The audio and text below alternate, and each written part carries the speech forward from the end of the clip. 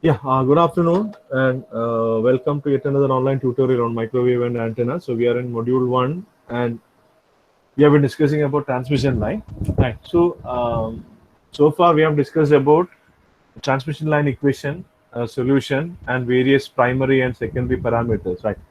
So we have seen the primary constants or primary distributed parameters are R, L, G, and C. Then the secondary parameters like Z, Y, gamma, alpha, beta, Z naught, and all those steps. Actually, what we have seen, what are these? And yesterday, I had given a homework or a topic for you to study on your own. Right. So, in today's discussion, we'll start by reviewing that homework. We'll just have a quick discussion on that homework part. Right. So, the homework was find the expression for, say, gamma, that is propagation constant, alpha the attenuation constant, beta phase constant, z naught the characteristic impedance, and phase velocity. So phase velocity, we'll write it as actually what, vp. So you were supposed to find expression for that, right, in terms of primary distributed parameter RLGC. That was the homework. So we'll start by discussing this. Maybe I'll spend another say half an hour or 25 minutes on this particular homework. Why? Because tomorrow we'll start solving problems. So to solve problems, I want you to people to be comfortable with all these aspects, right? So, and one more thing, what I want to request now is from tomorrow onwards, all of you please keep a scientific calculator with you. We'll be solving problem after maybe completing the discussion on reflection coefficient and transmission coefficient. Right. What we'll do is we'll solve some problems, some basic problems. But for that, you need to have a scientific calculator. Right. So please do keep that ready. So then, after we discuss about the problem, we'll just see the idea of reflection coefficient and transmission coefficient. And again, after in today's class, I'll give you some idea of these two aspects. And in tomorrow's class, I'll give a reading material. Right, you just read that and come so that tomorrow's session will be smooth and it will be easy for you to understand the steps. Right. So that is the plan for um, today's session. Right. So we'll start with the homework. So the homework, what you were supposed to do is, right. So we already know Z is equal to R plus J omega L and Y is equal to G plus J omega C. We already know this. So the first thing which you were supposed to find is gamma in terms of RLGC. So gamma is root of ZY, that is root of R plus J omega L into G plus J omega C. Right, G plus J omega C. Right. So this is a complex number, but I want it in terms of actually what, alpha plus J beta, that is real part plus an imaginary part, so that I can find alpha as the real part of gamma and beta as the imaginary part of gamma. Right. For this, we may need to use some approximations, and you may need to use the binomial expansion, and right. So those stuffs, right? Maybe we'll see, right, how that expressions can be obtained. So what we want is, I want to get a very accurate approximation of this gamma. Once again, someone is trying to join in. I'll just let him in and then we'll start. Many people are there.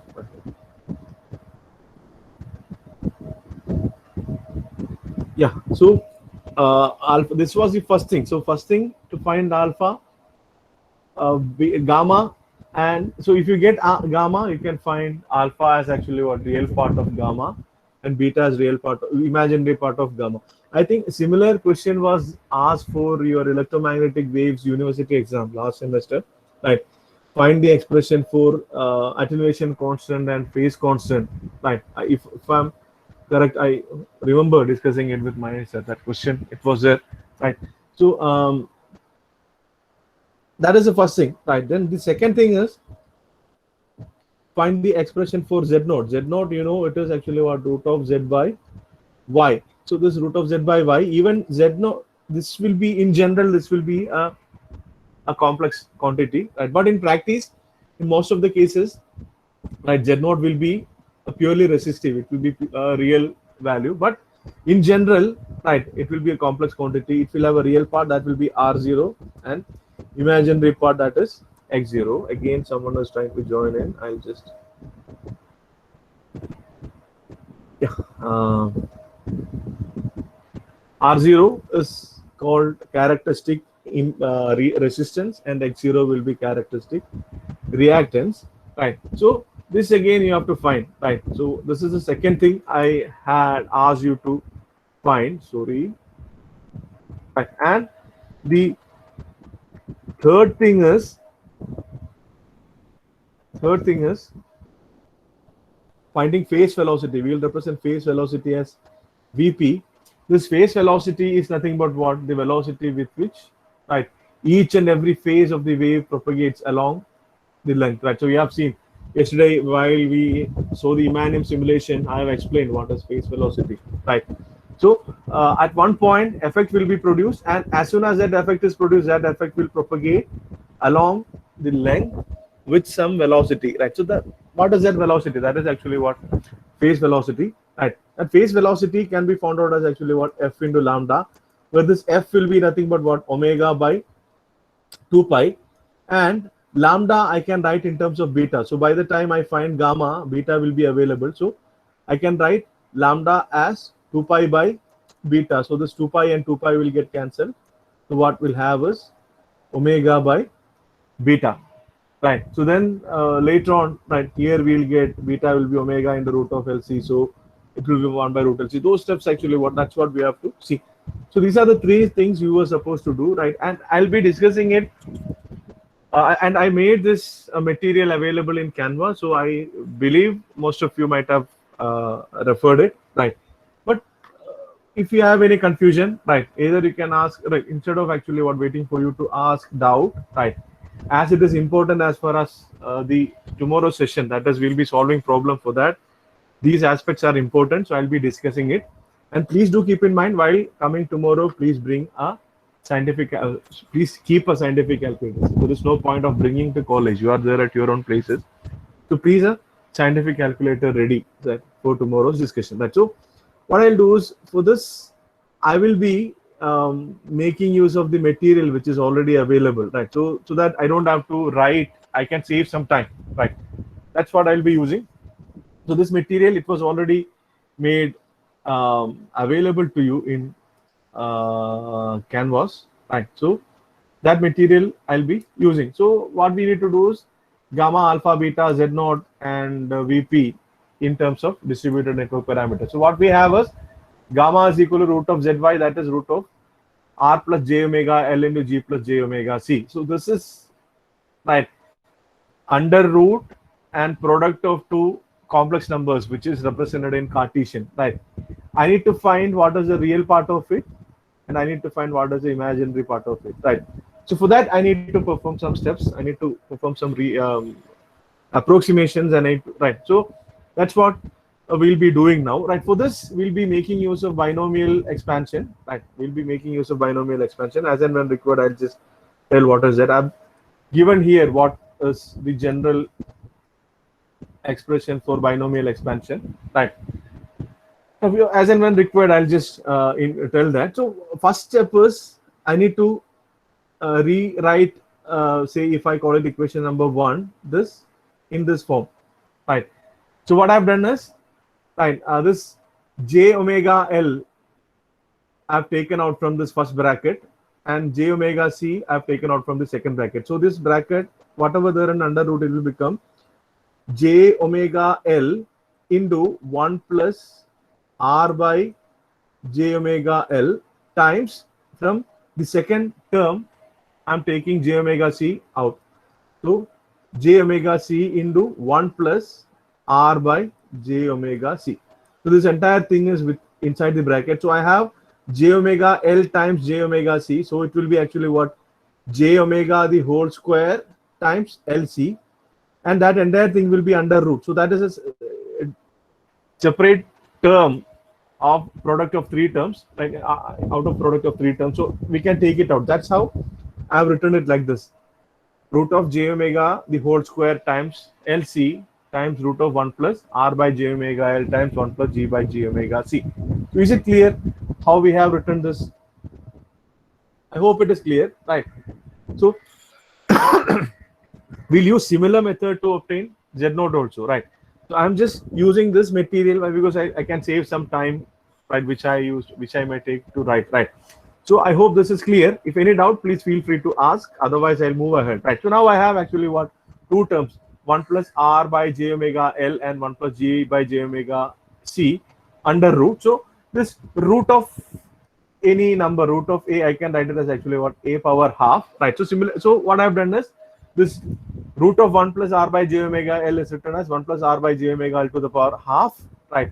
And the other term 1 plus G by j omega C to the power half. Why? Because I need to get it in the form of 1 plus x to the power n, so that I can apply binomial expansion. That's why I can apply binomial expansion. That is my plan. So here this is 1, and here x is actually what, R by j omega L, and in this term x is G by j omega C, right? So in when it comes to binomial expansion, right, 1 plus x to the power n can be expanded as first term, right? Then nx, where n is actually what, here n is actually what, half, right? N is half. So 1 plus nx plus n into n minus 1 by 2 factorial times x square plus n into n minus 1 into n minus 2 divided by 3 factorial times x cube plus so on and so forth, right?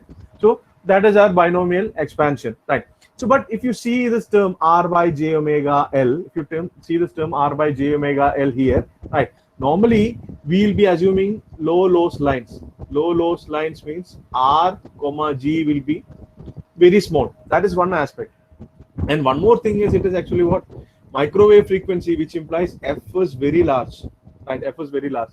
So this term R by j omega L, even though it's a pure imaginary term, the magnitude of that will be actually what, very small, right? R by j omega L or x will be very small compared to 1, right? X will be very small compared to, and magnitude of this, right? Even though it's an imaginary term, right, its magnitude is very small compared to 1. That is what you have to keep in mind. So what happens is, when I write the binomial expansion, right, I can neglect the higher order terms. The higher order terms can be neglected. Why? Because suppose x is equal to 0.01, right? What will be x square?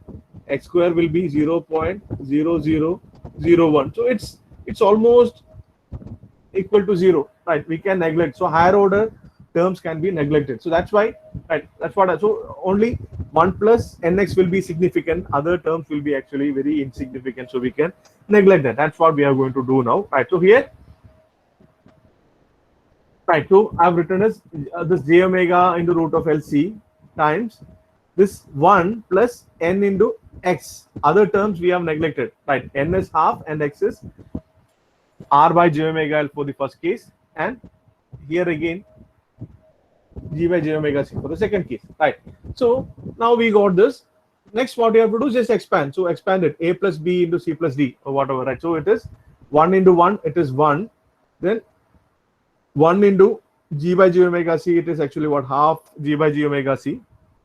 Then this times this is actually what, this term, right? And this term times this term, we'll get another term here, 1 by 4 Rg divided by j square omega square Lc, right? But again, we can neglect this term. Why? Because, right, Rg will be much small compared to what, omega square Lc. Rg will be much small compared to omega square Lc. So the magnitude of this will be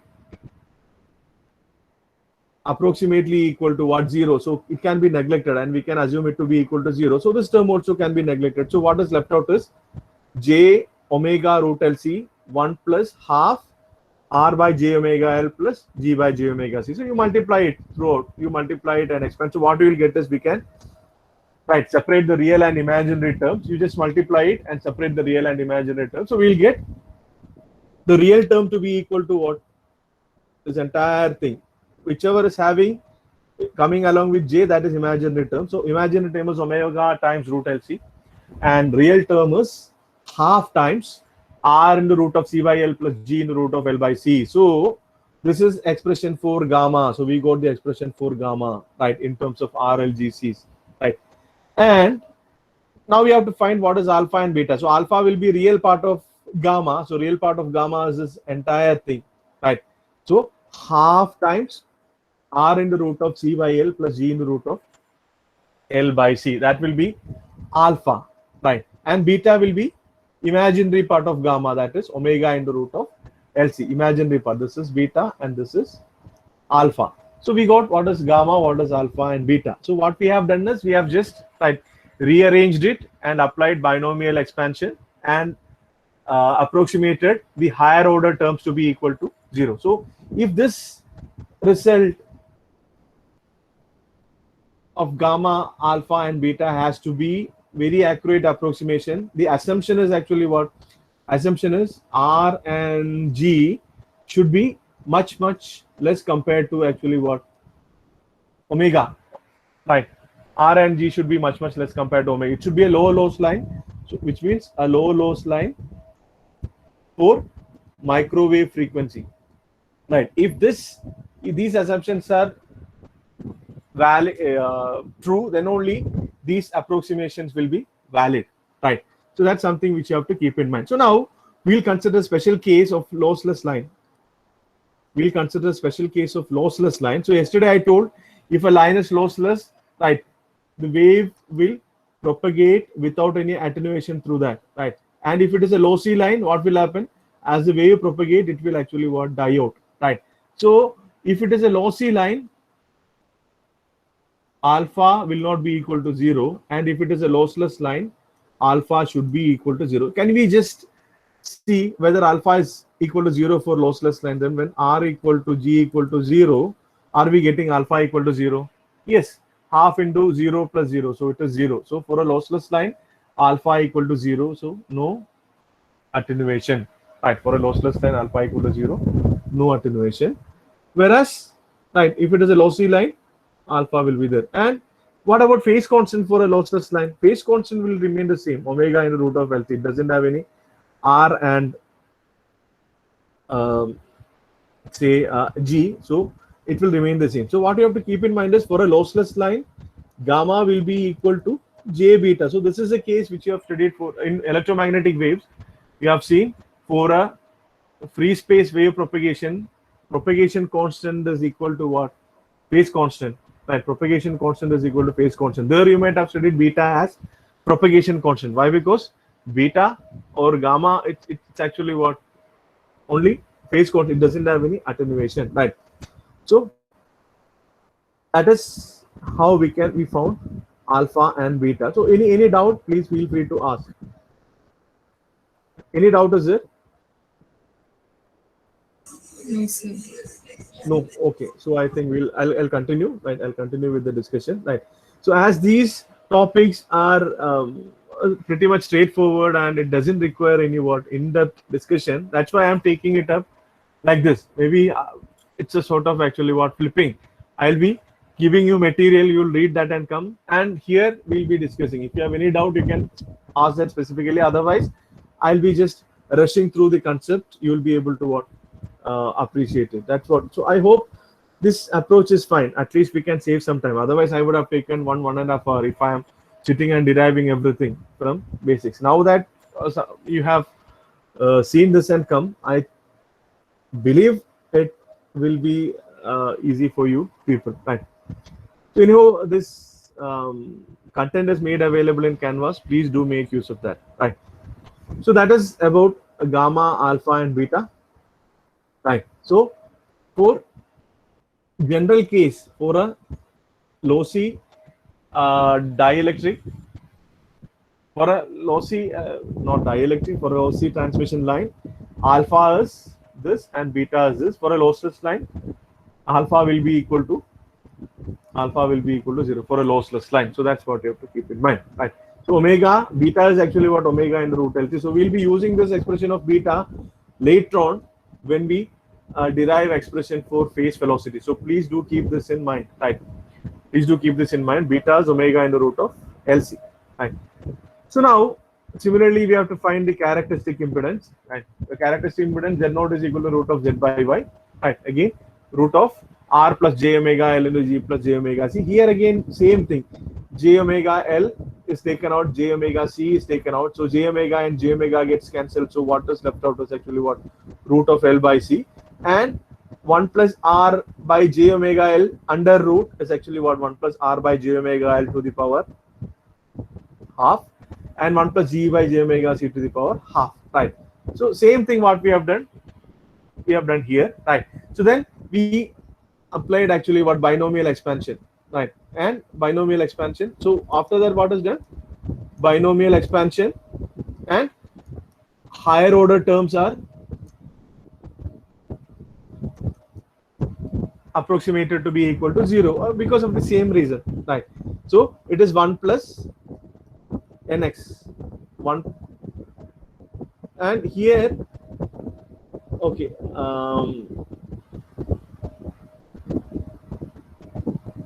okay, here there is actually what, just keep in mind there is a minus sign. Just check how that minus sign has come. Actually, one, this g plus j omega c, it is actually what, to the power minus half, right? This is to the power minus half, and this is 1 minus nx. So 1 plus n, x, n is actually what, negative. So 1 plus nx will be actually what, 1 minus half g by j omega c. So please do, please pay attention there, right? Please don't make mistake, right? So then z naught is equal to what, root of L by C 1 plus half r by j omega L times g by j omega c, right? And compared to 1, this r by j omega L and g by j omega c, that term can be actually what, neglected. So this is actually the general expression. This is a general expression. If r and g are not equal to 0, then this is a general expression, right, for characteristic impedance, right? But in most of the cases, this r and g will be very small, right, and this omega will be very high. So what we can do is, this term we can neglect, right? For a lossless line and low loss line, right, we can approximate z naught as actually what, root of L by C. So you can see, even though z naught in general is a complex quantity, right, most of the cases in practice we are assuming lossless or low loss situation. So then z naught is actually what, a pure real quantity, right? So, and I told z naught for commercially available transmission lines, it is equal to what, 50 ohm, right? And in some places it's actually what, 75 ohm, right? So in some places, mostly it is 50 ohm. So maybe we'll just later on, when we study about passive components, we'll just have a discussion, right? I'll just post a discussion thread in Google Canvas. So then you will have to comment on this. Why the commercial vendors, right, they have agreed, all of them have agreed to keep the characteristic impedance of microwave transmission lines of any kind to be equal to 50 ohm, right? So that maybe we'll discuss later. But for instance, right, so this is a very good approximation. Z naught is equal to root of L by C. But in general case, right, if you are not supposed to neglect this effect of R and G, then this is the complete expression, right? Otherwise, this is a very good approximation. So if only L and C are given in exam and you are asked to find characteristic impedance, it will be actually what, root of L by C, right? Or else it will be root of R plus j omega L divided by G plus j omega C, right? So, and that is actually what, another approximation is this, right? So okay, that is about characteristic impedance, right? Any doubt in this part, in finding characteristic impedance?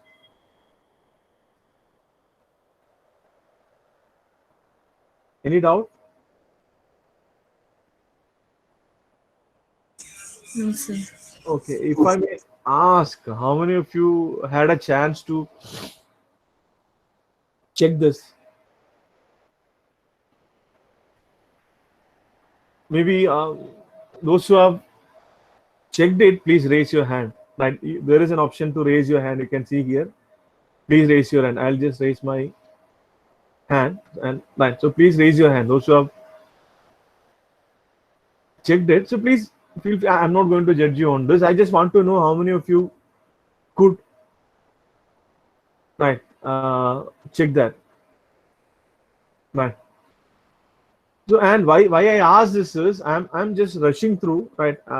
I'm assuming that yesterday you had got a chance to what, go through that, and that's why I'm using this material and somewhat rushing through, right? So if you feel, right, I'm going fast, feel free to actually um, stop me, right? Feel free to stop me if you feel I'm going fast. Am I going fast? You can type it in chat windows. All of you can lower your hand, right? So I just wanted to get an idea. Are you able to follow me when I'm discussing like this? So even for tomorrow's session, right, I'll just ask you to read some material and come. So please do read that and come, right? Yeah, all of you can lower your hands.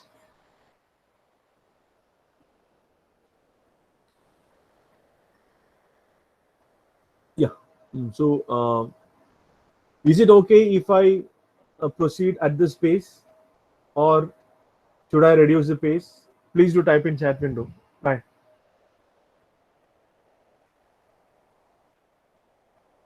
Or else you can unmute and tell. Okay, or else I should. Okay, maybe when I ask to the entire class, right? One of you, if you say your opinion, it may not be appropriate. So I'll ask CR. Elvin is there. Yes, sir. What do you Yes, sir. think? Should I reduce the pace a bit, It's fine, or sir. Your page is fine. okay, fine? Why, it's already made available in Canvas. So from next class onwards, if I ask you to read something and come, please do read that and come, so that, right, there will be a sync between what I'll be delivering and you will be perceiving. Right. So okay, fine. So we'll move ahead. Right. So we have seen Z0. So please keep in mind. So from tomorrow onwards, we'll start solving problems. So to solve problems, these are important, and also these derivations, right? It can be asked for your university exam, right? So please do keep that in mind. So okay, next is phase velocity. So I told yesterday itself, I told you what is phase velocity, right? So we have seen Imanim simulation. So I'll just show once again, right? So in Imanim simulation, right, you can see some effect is getting produced here. As soon as it is getting produced, that effect will actually travel with some velocity. For instance, at this point, right, yeah, one maximum is produced. That maximum phase actually it's traveling with some velocity, right? So that velocity depends upon the dielectric, right? The dielectric which is used between the conductors. And I would like to tell now itself, right? You can see it will not be a function of length of the transmission line or separation between the conductors. It will depend only on which dielectric you have used, or permeability and permittivity of the dielectric you have used between the conducting wires of transmission line, right? So we'll see what is that phase velocity. So phase velocity, how can we define that? So phase velocity of a wave is the rate at which the phase of the wave is propagating in transmission line, right? So the rate at which a phase of the wave is propagating, right? That is phase velocity, right? And we can write phase velocity as product of frequency and lambda. Phase velocity is product of frequency and lambda, right? And we can write f as actually what? Omega by 2 pi. So omega is equal to 2 pi f. So f will be omega by 2 pi. And beta is equal to 2 pi by lambda. So lambda will be equal to 2 pi by beta. So 2 pi and 2 pi gets cancelled. So it is omega by beta, right? It is omega by beta, right? So, and we already know beta. What was the expression for beta which we got? Can anyone remind me? If anyone has noted it down, what was the expression for beta? Omega into root LC. Omega into root LC. So I've written it here as well, right? So beta is omega into root LC. So Vp is omega divided by omega into root LC. So omega and omega gets cancelled, right? It is equal to what? 1 by root LC. So phase velocity in meter per second will be given by 1 by root LC, where L is actually what? The inductance per unit length, distributed primary distributed parameter, inductance per unit length, and C is actually what? Capacitance per unit length, farad per meter. And these two will be decided by actually what? Permeability of the material and permittivity of the material, right? So please do keep this in mind, and please do remember, in electromagnetic waves, right, you have studied velocity of a wave is equal to 1 by root of mu epsilon. And even in the introductory class, I also have mentioned this. Velocity is equal to 1 by root of mu epsilon, where mu is actually what? Permeability of the medium, and epsilon is actually what? Permittivity of the medium, and mu will be actually what? Mu naught mu r, and epsilon will be equal to what? Epsilon naught epsilon r, where mu naught and epsilon naught are actually what? Permeability and permittivity of free space, right? So this is right. This is actually what the velocity which we have, which you have studied in electromagnetic waves, where it was actually what? Wave propagation in free space. But this is actually what? Voltage and current wave propagation in confined medium, right? And if you remember, can anyone tell me what is the unit of mu? Mu unit is actually what? Henry per meter, and epsilon's unit is actually what? Farad per meter, right? So see the similarity, Henry per meter and Farad per meter, right? And Farad per meter. So it's actually what? Analogous, right? So even though we have derived, right? So I told this V and I is actually what? It's an approximation, like wave optics and ray optics, right? So in fact, right, the eternal truth is actually what? E and H, but we are, for our convenience, we are dealing in terms of actually what? V and I, but that is a very good approximation, provided, right, the equivalent model, the length delta z is less than lambda, right, and all those steps we have told, right? So these two are actually analogous, right? So now one more thing which you have to keep is this product LC, right? I have just written it here, you can read it through, right? The product LC, it is independent of the size and separation of the conductors. I told it initially itself, right? The product LC, it is independent of the size, right, and separation of conductors, right, and even length of conductors.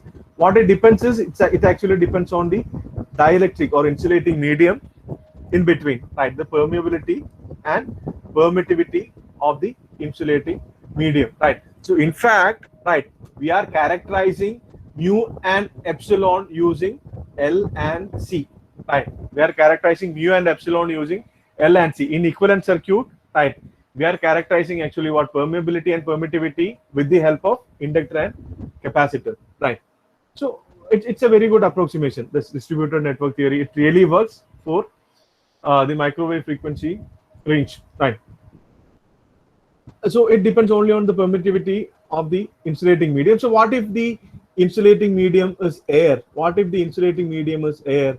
Then it is mu naught and epsilon naught, 1 by root of mu naught and epsilon naught. So the velocity, phase velocity will be velocity of light, right? So that's what I mentioned here. The numerical value of phase velocity for an air insulated transmission line will be equal to 3 into 10 power 8 meter per second. That is velocity of light in free space or vacuum, right? Vacuum, right? So that is, it will be equal, right? Maybe we can it will be equal to that. And I'll introduce you to actually what? Another term that is called relative phase velocity, right? That is relative phase velocity. Relative phase velocity, right? It is, right, suppose you assume the insulating medium is not air, it is something other than air. So phase velocity is 1 by root of mu epsilon, right? Where mu is actually what? Mu naught mu r, and epsilon is epsilon naught epsilon r. So if you substitute that, 1 by root of mu naught mu r epsilon naught epsilon r, right? So where 1 by root of mu naught epsilon naught will be equal to c. So I'll get c by root of mu r epsilon r. So that will be phase velocity. So phase velocity will be c by root of mu r epsilon r, right? So, and relative phase velocity, it is defined as actually what? Actual phase velocity of the wave in a given transmission line divided by velocity of, right, the wave if the insulator was air or free space, right? Actual velocity divided by velocity of wave if the medium was air. So this is actually called relative phase velocity, right? And it is obtained as actually 1 by root of mu r epsilon r. So it is actually what? Velocity in medium divided by velocity in free space, right? So have you heard of the term refractive index anywhere? Can anyone tell me what is refractive index? So far I have been talking, so let me ask some questions to you, right? Have you heard of the term refractive index? Maybe in physics or first year physics, or in your PU level physics, when you studied optics, you might have studied that, right? Refractive index. What is that? Can anyone tell me? Or else you can even type it in chat window. What do you know about refractive index? So maybe you have heard, right? So if refractive index of a, or else you might have studied about optic fiber cable. So optic fiber cable has a core and a cladding, right? So core has a refractive index higher compared to the cladding, right? So what happens is so core is supposed to be denser, cladding is supposed to be rarer. When light travels from denser medium to rarer medium, right? If certain conditions are met, there will be total internal reflection. All those things you have studied. So what actually is refractive index? How can you define or interpret refractive index in terms of actually what velocity of light in one medium? What is the refractive index of free space? Can anyone tell me that? What is the refractive index of free space? So please do type in whether you have heard of refractive index. I don't want you to define, right? Have you heard of the term refractive index of a material? Please do respond. Okay, Kirtan has typed ratio of velocity of light in vacuum to velocity of space. It's C by V, right? It's C by V, right? It's C by V, right? Yes. So what happens is, if for free space, it is equal to what?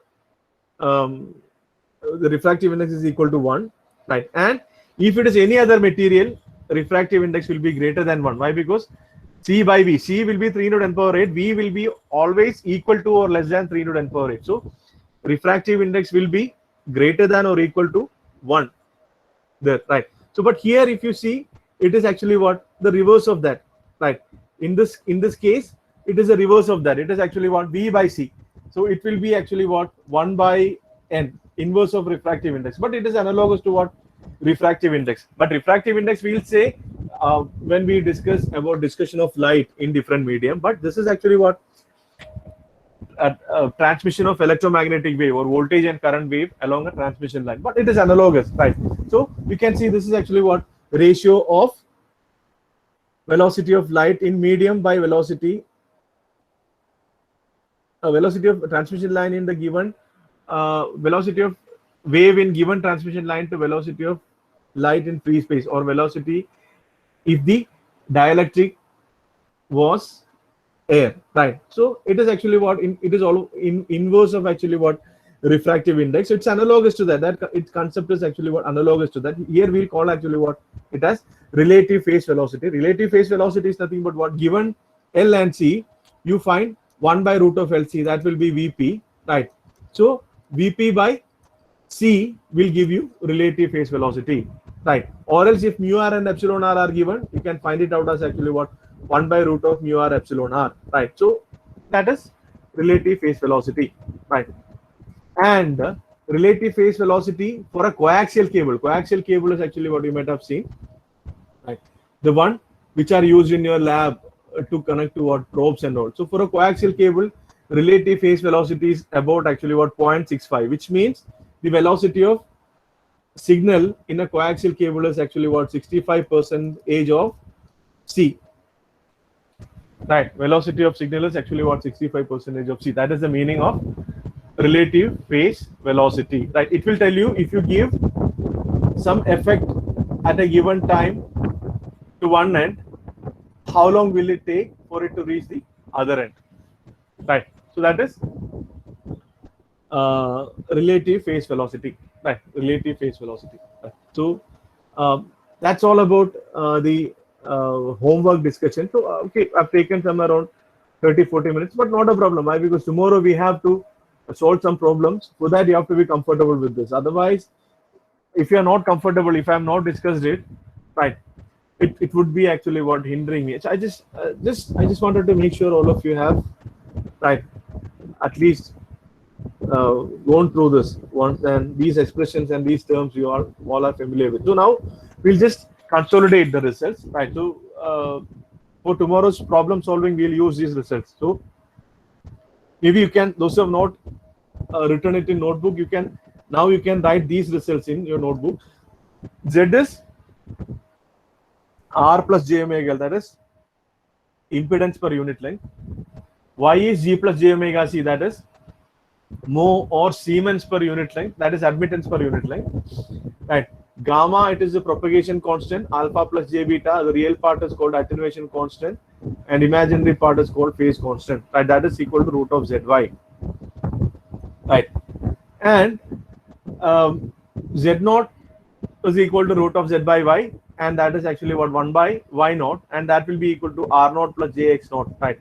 So where r naught will be characteristic resistance and x naught will be characteristic impedance. Right. But in most of the cases, right, the z naught we'll assume it to be equal to real. For low loss and lossless lines, z naught will be real values. Right. And one more thing I wanted you to try out. Right. So when we discuss this z naught, right, this z naught is again actually what r naught plus j x naught. So what are these r naught and x naught? Can you just try and find out from this expression? Right. I'll leave it as a exercise problem for you to solve. Right. So what will be r naught and j x naught? So in most of the cases, z naught will be real, purely resistive. Right. But as an exercise, you please try and solve this. Right. Okay. So further, right, these are the results. Alpha is this, right, and beta is this. And please remember, for a lossless line, alpha will be equal to 0, and z naught is root of L by C. It is right, or else the general expression, you know, we had a lengthier expression, right? And but the approximation for low loss or lossless line is root of L by C, and Vp is equal to 1 by root LC. And is that equal to z naught by L? Is that equal to z naught by L? Right. That is my, you can just verify that.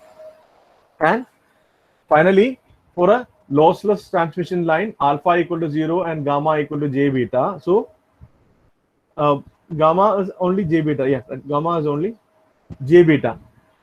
Right. That is all about the homework which I had given. Right. And that is a discussion about that. Right. So now I would like to hear from you. Any doubt? Any doubt in this? Any of this material is made available in Canvas, right? So you can always refer to that. But I recommend you, these derivations should be available in your notebook, right? So initially in first class itself, I told lecture notes is one of the assignments. So these derivations should be available in your notebook, right? So please do keep that in mind. Right, these derivations are to be available in your notebook. Right, so I may soon, maybe next week or so, I may ask you to scan and upload your notebook. Right, or else I may ask specific topics. Right, we'll see how to go about this. Maybe I'll just discuss with CRs and I'll just let you know. Right. Okay. So, any doubt so far? So why I have taken this approach is maybe this way we can save some time, right? But if you are comfortable with the basic things, whatever we have done initially, right? If you are comfortable with that, the remaining topics are going to be very easy. That's why I insisted you to take down notes. I don't know if there is any other better approach for you to learn, right? For me to teach, actually, what if I use PPT or these notes, it will be easier, right?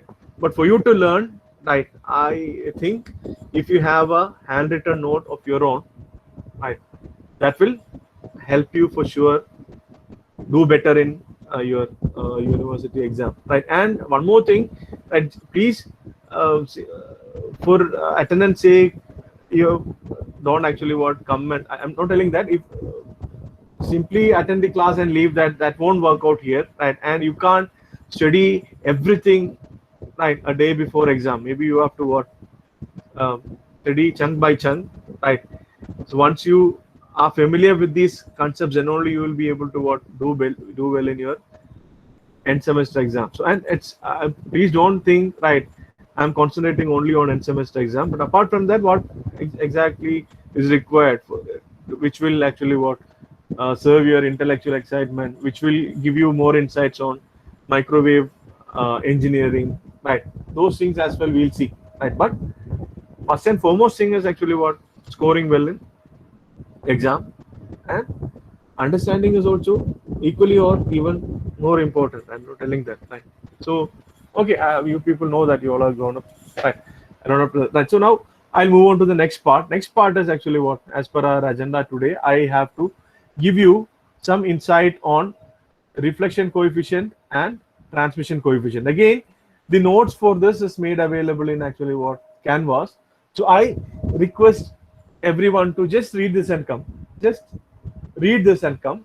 Right? I don't want you to scratch your head on this topic, right, and spend so much of time. Just read this and come, so that tomorrow again I'll be taking up these concepts with the help of the note. So if you have gone through that, it will definitely help you. Otherwise, you will be finding some sort of disconnect, right? So I don't want that to happen. So reflection coefficient and transmission coefficient. So I'll give some idea, an introduction to these topics I'll give now. Right. Then later on, in tomorrow's session, we'll discuss it in detail, and after that, we'll solve problem. Right. So reflection coefficient and transmission coefficient. Those are two aspects. Reflection coefficient and transmission coefficient. So as far as practical cases are considered, right? So we can't directly measure this R, L, G, or C. Maybe what we can do is, right, we can somehow find out what is the characteristic impedance, right? And we can also find out, right, so maybe given a load impedance, right, this is something which we can measure. And even reflection coefficient we can measure, right? It's not actually what direct measurement. By measuring, right, by observing the standing wave, right, we can measure reflection coefficient. These things, right, characteristic impedance, ZL, reflection coefficients, all those things you can directly measure. Whereas these RLGCs are to be obtained using the secondary parameter. So, but right, while as this is a new subject to you, right, I have to introduce you to the concepts from the basics. That's why we started with RLGCs, right? But in practice, right, you'll be dealing with these things: reflection coefficient, Z naught, ZL, voltage standing wave ratio, right? So slowly we are coming up with these concepts. So reflection coefficient and transmission coefficient are two new terms, right? So for this, as a preamble, right, I'll if you consider a transmission line, right, right. So this is Z equal to 0, that is the source N, right, and Z equal to L, that is load N. So we'll call it actually what? ZL, right? Load impedance, we'll call it as ZL. Suppose you have a transmission line of length L and it's placed like this, right? If the ZL, right, there are two. If ZL is equal to Z naught, I will call it actually what? A properly matched transmission line. What does that mean? Properly matched. I told you before also, right? What will happen if ZL is equal to Z naught? Can anyone tell me? What will happen if ZL is equal to Z naught? So there will be a wave which is propagating from actually what? Source to load, right? If ZL is equal to Z naught, what will happen? It is actually what? Condition for complete power transfer, right? It's complete power transfer, which means whatever power is incident, right, that will be delivered to the load. So if it is an antenna, if load is an antenna, whatever power is incident, that will be delivered to the antenna. So maybe some of the power will be dissipated as heat on the antenna, and remaining power will be transmitted as electromagnetic wave or whatever, right? So if ZL is equal to Z naught, it's properly matched, right? And if ZL is not equal to Z naught, right? If ZL is not equal to Z naught, we can call it as actually what? Improper match. Improper match. So then what happens is, right, a part is incident, right? some wave was incident, right? And a part will be delivered to the load and remaining part will be reflected back. So that is, if power incident, I'm calling it as P incident, and power transmitted to the load is actually P TR, right? And power reflected, I'm calling it as PR, right? Then out of the total power incident, some will be transmitted, that is, some will be delivered to the load and remaining will be reflected back, right? This is the case when ZL is not equal to Z0. So at any given cross section of this line, or at any given point of the line, you see, right, there will be an incident wave or forward propagating wave, and there will be a reflected wave, right? At any given point on the transmission line, you see there will be an incident wave and there will be a reflected wave. So we know what is that. So if I'll be using phasor expression here for this, right? So why? Because I'm interested in magnitude. So yesterday we have seen along the length, what happens is the wave, right, it will attenuate. So this is actually what real instantaneous form of this, it gives at each and every point of Z, right? But if it is phasor, I'm interested only in the peaks, right? Or how the amplitude of the wave falls, right? How the amplitude of the wave falls, I'm interested in only in that. So I'll be dealing in terms of phasor for to discuss reflection coefficient and transmission coefficient. So reflection coefficient, it is uh, right, represented as this gamma, right? This is capital gamma, right? So gamma, and it's not actually what this gamma, it is actually what capital gamma, right? So this is equal to V reflected voltage divided by V incident, or else minus I reflected by I incident. This is how reflection coefficient is defined. Reflection coefficient, it's not a constant for a given transmission line. At each and every point, the reflection coefficient will change. At any given point, right, what is the magnitude of reflection coefficient? It is a ratio of reflected voltage to incident voltage at that point, right? So for that I should write, or else the ratio of negative of reflected current to incident current, right? So well, V I can represent as actually what V is equal to V plus e power minus gamma Z, right? Or I should write V of Z,